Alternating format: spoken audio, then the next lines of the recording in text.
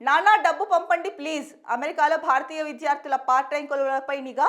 క్యాంపస్‌లో మాత్రమే ఈ ఉద్యోగాలకు అనుమతిస్తున్న నిబంధనలు.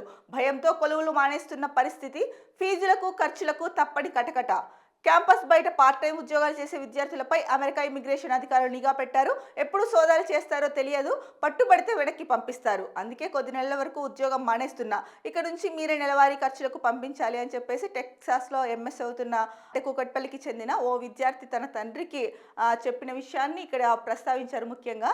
అంటే ట్రంప్ అధికారంలోకి వచ్చిన తర్వాత సో చాలా అంటే రకరకాల ఉద్యోగం చేసేవాళ్ళు కానీ, వ్యాపారం చేసేవాళ్ళు కానీ, లేకపోతే ఇతర దేశాలకు సంబంధించిన ప్రజలు ఆ దేశంలో ఉంటూ జాబులు చేసుకుంటూ చదువుకుంటున్న వాళ్ళైతేనేమి, సో వీళ్ళందరికీ ట్రంప్ తీసుకునే నిర్ణయాలు అయితే కనుక ఎప్పుడు ఏం చెప్తాడో అన్న గుబులైతే ఉంది.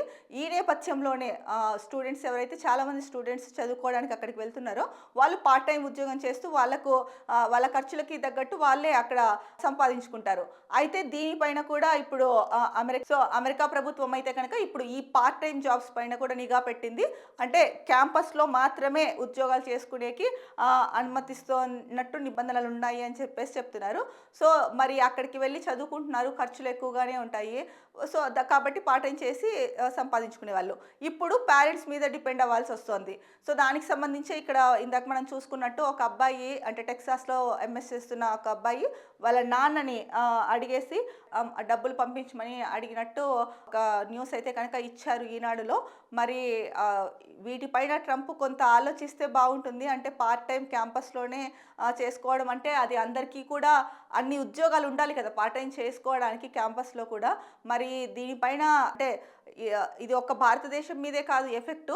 మిగతా దేశాల స్టూడెంట్స్ కూడా చదువుకోవడానికి వెళ్తారు. చాలామంది అక్కడ పార్ట్ టైం ఉద్యోగాలు చేసుకుంటూ ఉంటారు. మరి ఆయా దేశాల ప్రభుత్వాలు ఎటువంటి నిర్ణయం తీసుకుంటాయి? లేదా వెళ్ళి అంటే ట్రంప్‌తో ఒక సమావేశం ఏర్పాటు చేసి ముఖ్యంగా విద్యార్థులు, ఉద్యోగులకు సంబంధించి సో కొన్ని కఠిన నిర్ణయాలు ఏవైతే ట్రంప్ తీసుకున్నాడో వాటిని ఒకసారి పునఃసమీక్షించుకోమని సూచనలు చేస్తే బాగుంటుంది అన్నది ప్రజల్లో ఉన్న అభిప్రాయము.